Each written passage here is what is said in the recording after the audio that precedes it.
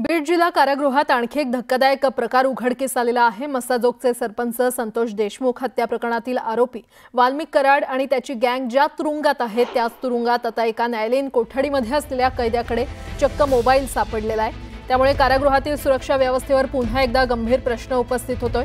कैद्याच्या संशयास्पद हालचालीमुळे घेतलेल्या झाडाझडतीत त्या कैद्याच्या अंतर्वस्त्रात मोबाईल लपवून ठेवलेला आढळून आला। या प्रकरणी शिवाजीनगर पोलीस ठाण्यात गुन्हा दाखल करण्यात आलाय।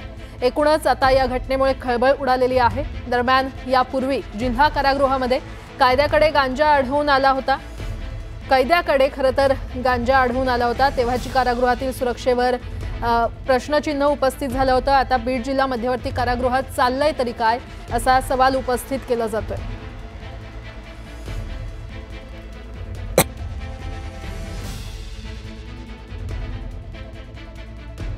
तर बीड जिल्हा कारागृहात हा धक्कादायक प्रकार उघडकीस आलेला आहे। मस्साजोगचे सरपंच संतोष देशमुख हत्या प्रकरणातील आरोपी वाल्मिक कराड आणि त्याची गँग ज्या तुरुंगात आहे त्याच तुरुंगात एका न्यायालयीन कोठडीमध्ये असलेल्या कैद्याकडे मोबाईल सापडलेला आहे आणि या संदर्भात अधिक माहिती देत आहेत आमचे प्रतिनिधी सुरेश जाधव आपल्यासोबत जोडले गेलेले आहेत।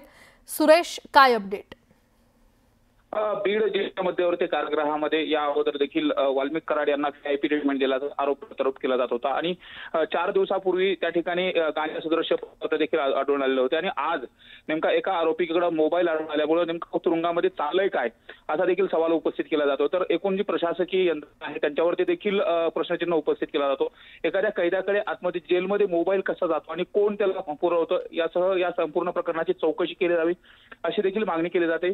संतोष देशमुख हत्या प्रकरणातील सर्व आरोपी आहेत ते सर्व आरोपी हे बीड जिल्हा मध्यवर्ती कारागृहात आहेत आणि त्या ठिकाणी अशा पद्धतीचे गंभीर प्रकारची समोर आल्यामुळे आता याच्यावरती चर्चा होते आणि संपूर्ण जे कारागृह प्रशासन आहे त्यांची चौकशी केली अशी देखील मागणी होती। ठीक आहे सुरेश, धन्यवाद या सविस्तर माहितीसाठी।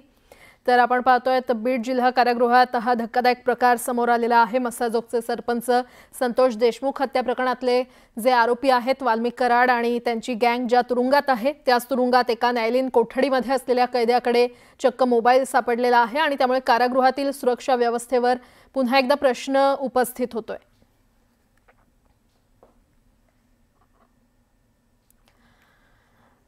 मुंबई महापालिकेच्या टेंडर प्रक्रियेवर मनसेनं गंभीर आरोप केलाय। महापालिकेची घनकचऱ्याची 6000 कोटींची ही टेंडर प्रक्रिया आहे। राजकीय आशीर्वाद असलेल्या कंपन्यांना झुकतं माप मिळत असल्याचा आरोप मनसे नेते संदीप देशपांडेंनी केलाय। टेंडर फिक्सिंग प्रक्रियेमध्ये भाजप कनेक्शन असल्याचा मनसेनं आरोप केलाय। तर भाजपचा माजी खासदारांचा मुलगा सनी पांड्याची टेंडर प्रक्रियेमध्ये मिलीभगत असल्याचा आरोप करण्यात आलाय।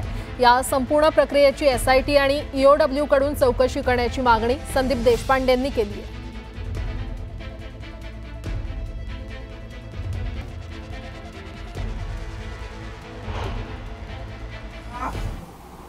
साहेबांचे वडील श्री दिलीपभाई पांड्या हे 2011ला गुजरातमधल्या राज्यसभेचे सदस्य होते।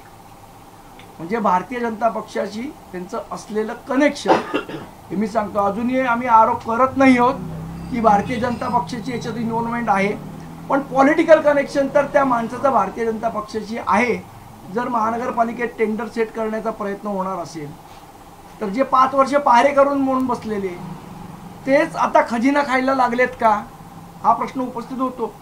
आणि हा सगळा प्रकार आम्ही आयुक्तांसमोर उघड करू आणि योग्य ती चौकशी करून योग्य ती कारवाई त्या अधिकाऱ्यांवर आयुक्त करतील अशी आम्हाला अपेक्षा आहे।